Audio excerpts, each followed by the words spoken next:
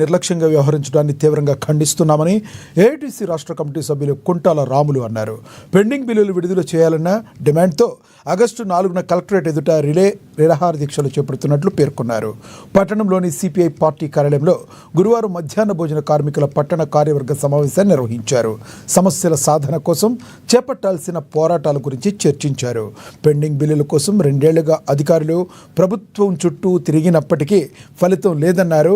రాష్ట్ర కమిటీ ఇచ్చిన పిలుపులో భాగంగా ఆగస్టు 4న కలెక్టర్ కార్యాలయం ఎదుట కార్మికులతో కలిసి రిలే దీక్షలు చేపడుతున్నట్లుగా వెల్లడించారు.